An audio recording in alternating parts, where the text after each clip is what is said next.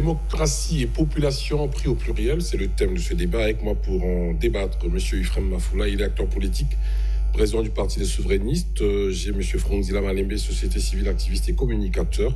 M. Christian Bouanga, juriste et porte-parole du CRER. Et M. Richard Poula, coordonnateur du CRER. La question sur laquelle nous sommes est celle de savoir, puisque la démocratie est le pouvoir du peuple, par le peuple et pour le peuple, quel contrat ce peuple, les populations peuvent-elles avoir avec la démocratie? Quels sont les droits et les devoirs des populations face à ce mode de gestion pluraliste pour sauver la démocratie?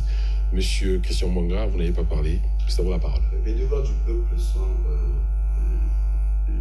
ce délire, n'est-ce pas? À l'occasion d'une échéance, n'est-ce pas, électorale, le peuple est convié à aller voter. La responsabilité du citoyen consistera donc pour lui ce matin-là à se réveiller, à se rendre à un bureau de vote et émettre son vœu, n'est-ce pas? Maintenant, quels sont les droits à ce moment-là? Mais ces droits dépendent de la qualité du choix fait par le peuple. Lorsque vous avez voté, mais qu'ensuite vous êtes insatisfait, entre guillemets, de la manière dont les choses sont conduites, commencez par vous reprocher vous-même votre choix, n'est-ce pas? Donc, je reviens encore sur une question. Lorsque j'entends dire ici que le peuple congolais, on lui a confisqué son pouvoir, entre guillemets, je dis, mais à quel moment? À qui a-t-on interdit d'aller voter? Voilà son pouvoir. À qui a-t-on interdit d'aller voter? Qui a été bâillonné chez lui un jour d'élection pour qu'il n'exprime pas sa volonté. Les Congolais sont électeurs, ils ont ce pouvoir. Maintenant, la question de la qualité de la gouvernance, etc., est une autre question. Sur cette question également, sur l'appréciation de la qualité de la gouvernance, chacun a son opinion. Moi, ma position à moi m'a été inspirée par une dame pour qui tout le monde doit avoir beaucoup de respect, Simone de Beauvoir, agrégée de philosophie à 20 ans, qui a inspiré le grand mouvement d'idées en France de mai 68, n'est-ce pas? Cette dame, dans sa vie privée, se refusait à regarder la télévision, se refusait à écouter la radio, parce qu'en intellectuelle pure, elle voulait se faire sa propre opinion de tout, plutôt que d'être influencée, n'est-ce pas, par les masses médias. Sur cette question, lorsqu'on rappelle ici des classements faits par des agences, on ne va pas y revenir. Mais c'est important, mais c'est important. C'est important. Je dis encore que, pour terminer, merci, je n'ai pas entendu une seule démonstration de l'absence des agrégats démocratiques au peuple du Congo. Les conditions d'une démocratie sont bel et bien remplies. Dans cette démocratie-là, le peuple exerce bel et bien son pouvoir à travers le vote, à l'occasion des échéances électorales. Il faut que ce soit accepté tel quel, parce qu'il n'y a aucune contradiction sérieuse à un propos aussi précis et clair. Monsieur Frunzila Malembe, est-ce que vous pensez que les populations congolaises expriment réellement leur liberté d'expression? Je suis toujours très amusé d'entendre monsieur Christian Bouanga. Mais bon, passons. Ce que je souhaiterais dire va peut-être choquer certaines personnes. Monsieur Bouanga a cité Madame Simone de Beauvoir, je n'irai pas aussi loin. J'aime rester proche de chez nous. Et j'aimerais dire que la première personne, pour ne pas dire deux, mais la première personne qui nous a offert une expérience démocratique dans notre pays s'appelle le président Denis Sassou Nguesso. Et ce que j'aimerais dire au jour d'aujourd'hui, c'est qu'il nous a offert une expérience démocratique à travers une élection. Au jour d'aujourd'hui, nous devons nous poser la question si il les répète, s'il nous offre de nouveau cette expérience démocratique. Est-ce que l'expérience qu'il nous a offert une première fois, il permet au peuple de pouvoir la revivre une seconde fois? Et justement, lorsque je parle de la charte de la démocratie, des élections et de la gouvernance signée par le Congo, ces critères, justement, nous amènent à nous poser la question de savoir si, au jour d'aujourd'hui, le président de la République est prêt à nous offrir de nouveau ce que le peuple attend depuis toujours. Est-ce que le peuple ne peut pas lui revendiquer cela? Je vais y venir. Maintenant, est-ce que le peuple ne peut pas lui revendiquer cela? Justement, non, monsieur, s'il vous plaît, monsieur Bouanga, s'il vous plaît, je vais.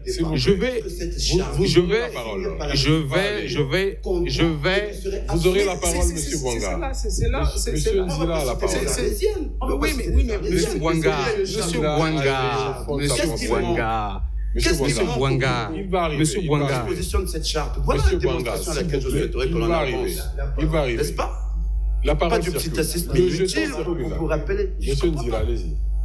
Monsieur Bouanga, Je sais que mon chapeau rouge vous pique et mes interventions vous piquent, mais je vais y rentrer, je vais y venir. Vous ne pouvez pas, au jour d'aujourd'hui, nous dire qu'il est écrit dans cette charte, signée par le Congo, qu'il est interdit, il n'est pas possible pour un gouvernement de modifier ou de changer une constitution à l'approche d'une élection, et que le gouvernement congolais, et que l'État congolais, la nation congolaise, ayant signé ce document à l'approche d'élections, change la constitution pour, entre guillemets,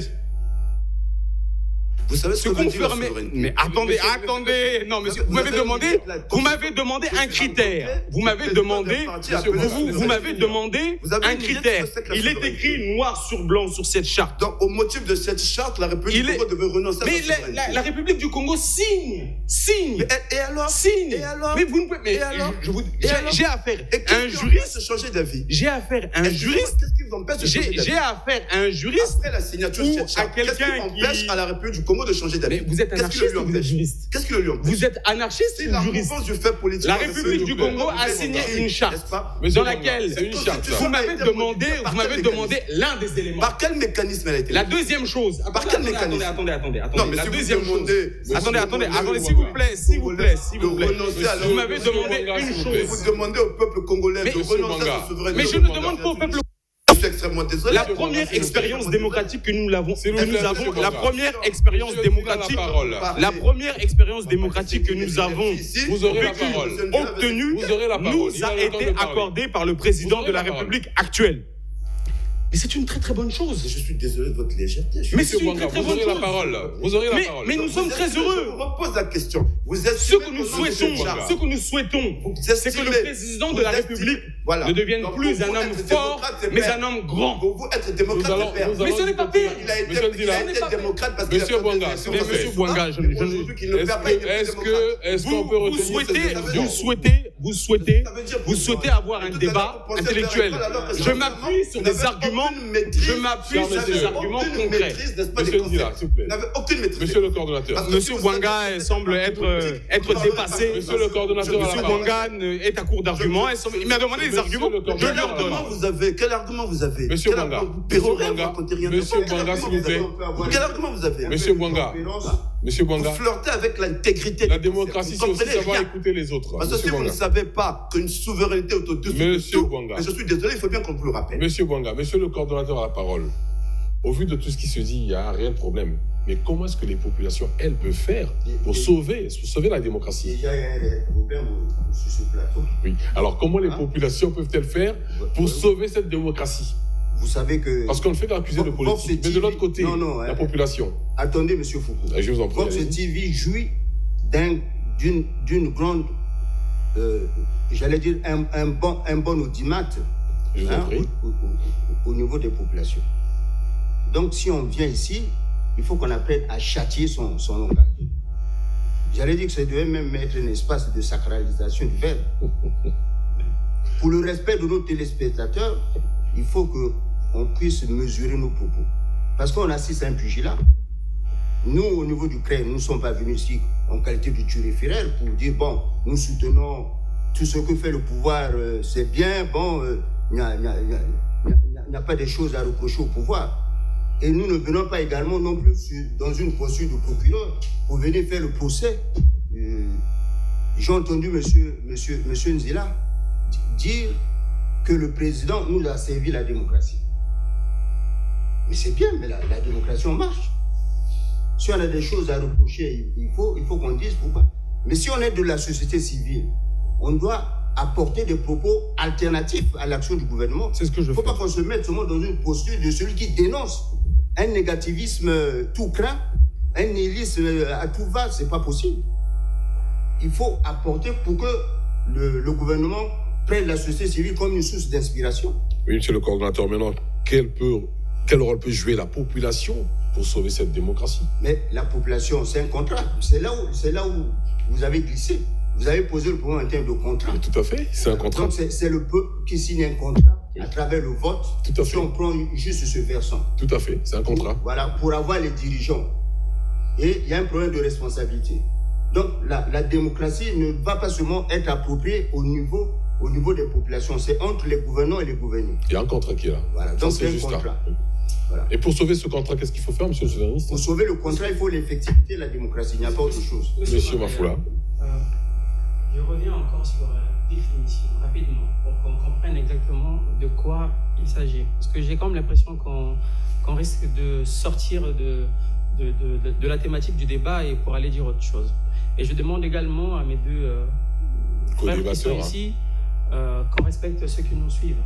C'est très important, je pense qu'on va pas... Si vous n'avez pas remarqué que le plus jeune sur ce plateau est extrêmement insolent et de très mauvaise réputation. Je vous en prie, monsieur Bouanga. On va essayer d'être des démocrates, parce que même... Soyons démocrates, justement, la démocratie. Alors, ce que je disais, monsieur Makaya, c'est qu'aujourd'hui, nous devons revenir sur la définition de la démocratie, le pouvoir du peuple. Par le peuple. Par le peuple et pour le peuple. Et le contrat que le peuple a avec la démocratie, c'est lequel là? Le contrat que le peuple a avec la démocratie, c'est que quand le peuple, comme je l'ai dit tout à l'heure, le peuple va faire son devoir d'élire les représentants et au retour, le peuple attend de voir les représentants faire. Et quand ça ne marche pas, mais vous savez, la démocratie, ce sont des élections. Quand ça ne marche pas, le peuple a encore le droit d'aller sanctionner. Maintenant, moi, ce que je voudrais qu'on dise ici, qu'on dise la vérité. Je suis beaucoup attaché à la vérité parce que je pense que si nous laissons à côté la vérité, on ne peut rien faire. J'apprécie ce que M. Ndila a dit, qu'en 92, le président de la République, Denis Sassou Nguesso, nous a offert l'occasion de rentrer dans une ère démocratique. Alors, la question qu'on devrait encore se poser, c'est qu'est-ce qui n'a pas marché pour consolider? Qu'est-ce qu'il faut faire pour renforcer la démocratie dans notre pays? Et nous, les souverainistes, nous disons pour renforcer la démocratie dans notre pays, il faut rendre le pouvoir au peuple. Comment on peut rendre le pouvoir au peuple? C'est-à-dire, dans une démocratie, on ne peut pas accepter qu'un gouvernement vote des lois, parce que c'est d'abord le Parlement qui vote des lois, pour empêcher, c'est-à-dire pour étouffer la démocratie. Parce que lorsque on dit à un Congolais, et je le répète encore, on dit à un Congolais, pour que tu sois un représentant du peuple, 1 500 000 pour devenir député. Il te faut 500 000 pour être conseiller. Là, on comprend bien qu'on ne peut pas demander à tout le monde, alors que la démocratie, c'est la grande majorité. Et donc quand on regarde ça, ce que je dis, c'est quoi? C'est qu'à un moment donné, il faut qu'on soit vraiment dans la définition de la... Il faut qu'on ouvre, au fait, et qu'on rende le pouvoir au peuple, comme nous le disons dans notre parti. Il ne faut pas qu'on freine la démocratie, parce que nous sommes dans une situation où on parle beaucoup plus d'oligarchie que de la démocratie. Mais effectivement, la question qui alors, une question. Est-ce que vous avez l'impression aujourd'hui que les Congolais vivent vraiment la démocratie? Parce que la démocratie, c'est aussi ça, c'est la Constitution. Or que la Constitution dit quoi? La Constitution dit que le gouvernement ou l'État a le droit de sécuriser les Congolais. Mais plus que c'est pas fait. C'était un droit. Mais j'arrive.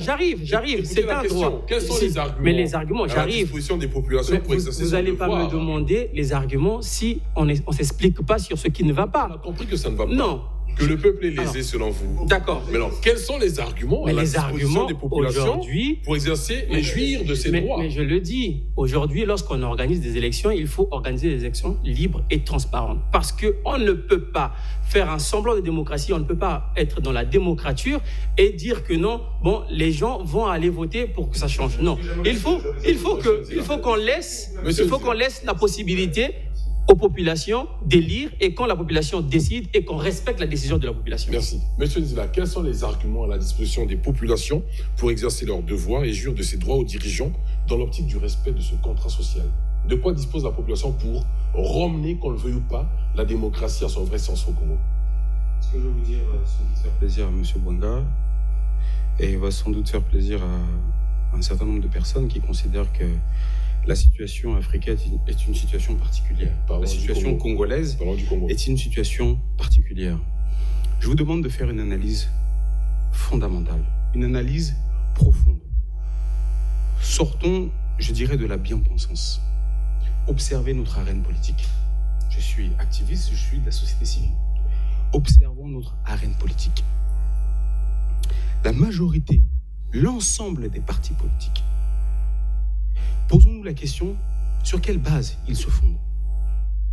Si ce n'est, il faut le dire, la tribu, n'ayons plus peur de le dire, l'ensemble des partis politiques, UPADS, Yuki, MCDDI, PCT, MUST, si vous faites l'effort d'entrer dans les instances dirigeantes de ces partis, la majorité de ces partis politiques sont dirigés sous le règne de la tribu.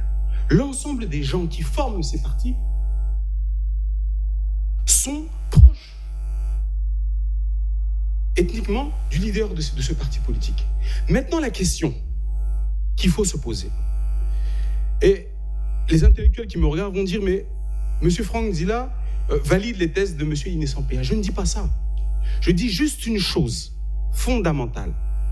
C'est comment sur cette base, est-ce qu'il est possible sur cette base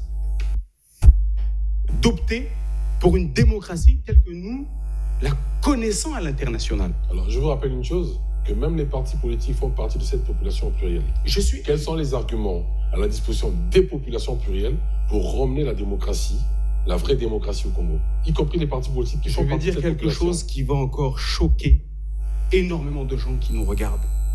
Les populations qui nous regardent, je leur demande de se poser la question, lorsqu'elles vont voter à Bakongo, lorsqu'elles vont voter à Terlangaï, elles votent en fonction du programme d'un candidat ou elles votent en fonction de l'appartenance ethnique. Et donc la question qu'il faut se poser, c'est est-ce que nous avons réussi notre transition démocratique? Je dis non.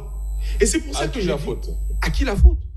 Mais on ne peut pas... On parle de population plurielle. Oui, on ne peut pas... À la société civile, vous êtes au parti politique ou à la population en général? Je suis entièrement fautif de ne pas avoir assez fait mon travail de descente sur le terrain pour éduquer le peuple et faire en sorte que le peuple dépasse ce stade. Avez-vous des arguments pour ça? Mais nous avons des arguments. Le premier argument, c'est comme l'a dit M. Bouanga tout à l'heure, être patriote, l'amour de la patrie, être au-dessus de certaines considérations ethniques. Et ça, je dirais, il y en a d'autres, mais c'est le principal argument. On ne peut pas avoir on ne peut pas avoir une arène politique dont la majorité des partis politiques qui fondent cette arène politique sont construits sur la base de l'ethnie. Et je dis une chose, comment construire la démocratie congolaise? Je ne dis pas qu'il existe une démocratie congolaise ou une démocratie africaine. La question c'est, si on dit que la démocratie est le pouvoir de la majorité sur la minorité, si nous allons aux élections au jour d'aujourd'hui dans des considérations actuelles, la majorité ethnique continuera toujours à gagner, à faire peur à la minorité ethnique. Donc fondamentalement, les intellectuels doivent se poser la question. Les patriotes doivent se poser la question, c'est comment faire en sorte, ceux qui aiment leur pays, pour éduquer ce peuple avec amour, pour que ceux qui accèdent à la magistrature suprême soient pour le bien-être du peuple congolais dans son ensemble et non pour une ethnie et non pour un parti politique. Je ne suis pas d'accord avec Monsieur Bouanga. Monsieur Bouanga, la parole. Ce qui me fait plaisir dans ce propos, c'est qu'en définitive, la mauvaise qualité, entre guillemets, sur les appréciations de la démocratie congolaise, finalement, n'est plus à mettre, n'est-ce pas, sous le compte des politiques. On se rend compte à travers certains propos entendus aussi qu'en définitive, si au Congo il n'y a pas de démocratie, c'est parce que les populations elles-mêmes ne veulent pas de cette démocratie. Mais je réaffirme, je citerai Florent Guénard, spécialiste de philosophie politique, n'est-ce pas? Je réaffirme, citant une seconde Florent Guénard, que la démocratie, comme il le dit si bien, ne s'exporte pas comme du Coca-Cola, que c'est un, n'est-ce pas, processus répétitif perpétuel. Je répète encore, nous sommes en démocratie parce que les agrégats sont réunis. Maintenant, lorsque monsieur Mafoula, n'est-ce pas, dit que à partir du moment où l'on fait des obstacles, on émet des obstacles pécuniaires à la manifestation de la volonté, n'est-ce pas, d'un individu, il n'y a pas de démocratie. Mais attendez, on se rappelle que notre Parlement a été qualifié de Parlement du rire. Pour quelle raison? À cause de candidatures fantaisistes. Vous comprenez? Pour moi, je dis, mais c'est très bien. Mais vous avez un parti, excusez-moi, vous avez un parti politique, excusez-moi, vous avez un parti politique, si vous êtes suffisamment représentatif, c'est que vous avez des citoyens, des adhérents, n'est-ce pas? Un parti vu de la cotisation de ses adhérents. Si vous n'êtes pas fichu en qualité de chef de parti politique de réunir 25 millions, c'est qu'en définitive, votre parti, c'est du pipeau.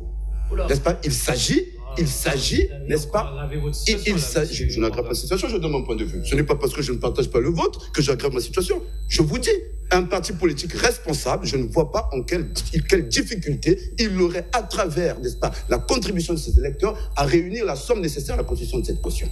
Donc, une fois de plus, cette décision a été prise justement dans le cadre du processus démocratique. À un moment, cela a été libre. N'est-ce pas? À un moment, les cautions demandées étaient d'un certain montant. On a constaté que le défaut de filtrage justement des candidatures a créé des déviances. Et cela également est une démarche démocratique, parce que la démocratie se remet en cause quotidiennement et perpétuellement. Excusez-moi, je vais essayer de rattraper les mots de monsieur. Non, c'est pas une guéguerre entre vous. Non, pas du tout. Non, je suis pas dans cette démarche-là. De me contredire. Moi, je dis ce que je pense. Mais monsieur Bouanga. Restons dans les arguments. Ce n'est pas valable pour vous seulement, parce qu'il y a beaucoup de personnes qui l'ont. Je ne vous vise pas à titre individuel. Lorsque vous tenez un tel raisonnement en disant que un responsable d'un parti politique qui n'est pas capable de rassembler 25 millions, il n'a pas d'adhérent. Il n'a pas d'adhérent. Mais moi, je ne l'aime pas assez pour se contribuer à mettre à sa disposition les mesures nécessaires à la manifestation de sa Très bien. Comme je disais tout à l'heure que la démocratie, c'est aussi le droit de dire n'importe quoi. Mais quel est le pouvoir d'achat des Congolais? Est-ce qu'aujourd'hui, les partis politiques vivent vraiment des cotisations statutaires? Est-ce que les Congolais ont encore l'argent pour mettre dans des partis politiques? Parce qu'eux-mêmes, ils sont dans des problèmes. Moi, ce que je demande, c'est quoi? Ce que je demande, c'est qu'on arrive à construire la démocratie. On arrive à construire la démocratie. Et il faut aller vers la construction de cette démocratie. Mais comment? C'est-à-dire, il ne faut pas commencer à rendre difficile une élection. Parce qu'une élection, la démocratie, mais la démocratie, elle s'assoit essentiellement sur une élection. Maintenant, si vous avez peu des représentants ou des candidats, c'est qu'il y a un problème. Mais ce qu'il faut faire, c'est quoi? Ce n'est pas de mettre l'argent. L'obstacle, c'est pas ça. L'obstacle, c'est l'état de droit de notre pays. Quelle est la situation du droit de notre pays?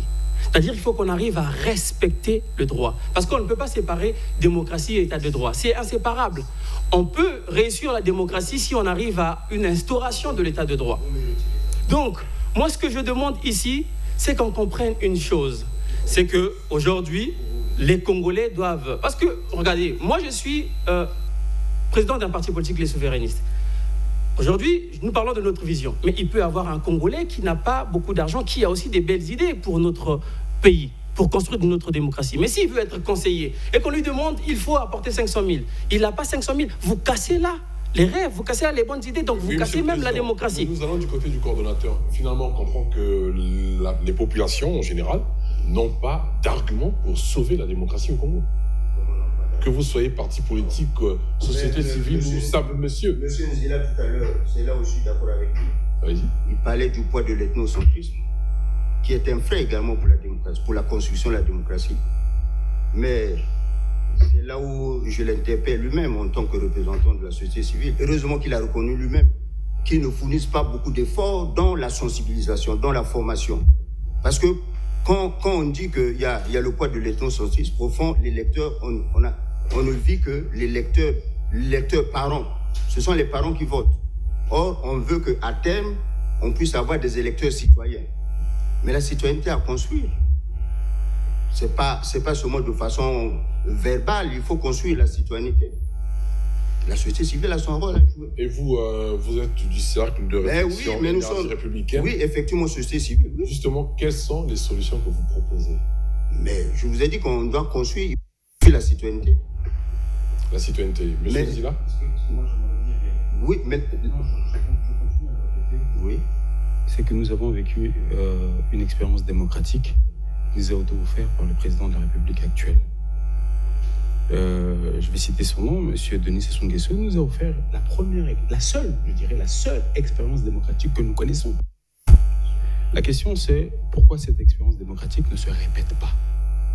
Vous avez posé une question. Était-elle bonne ou mauvaise? Bonne ou mauvaise? Elle est morte. Oui, vous le dites vous-même, elle est morte. Non, je n'affirme pas. Oui, elle est morte. Je dis qu'elle soit bonne ou mauvaise, elle a permis de faire évoluer les choses. Je le répète, notre démocratie nous ne pouvons pas dire que nous sommes un État démocratique. Nous devons dire une chose, c'est que notre démocratie est en construction. Elle est en construction. On est d'accord. Nous allons vers la démocratie.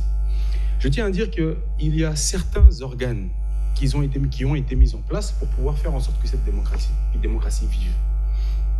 On doit se poser la question de la pertinence de ces institutions. Il y a eu le Conseil national de la jeunesse, du dialogue, de la société civile, des femmes. La question au jour d'aujourd'hui, lorsque on installe de telles organisations qui sont des éléments, des instruments démocratiques, d'appui à la démocratie, merci. Ce que je veux dire par là, c'est que est-ce que ces institutions, lorsqu'elles ont été mises en place, ont pour objectif d'avancer vers la démocratie, d'aller vers la démocratie, ou est-ce que ces institutions ont été mises en place pour contenter un certain nombre de personnes et recréer ce que moi j'appelle une usine à gaz, quelque chose de complexe qui alourdit encore plus la charge de l'État, ou est-ce qu'elle permet au peuple réellement, à travers ces institutions, de participer? Nous sommes au jour d'aujourd'hui dans une démocratie participative.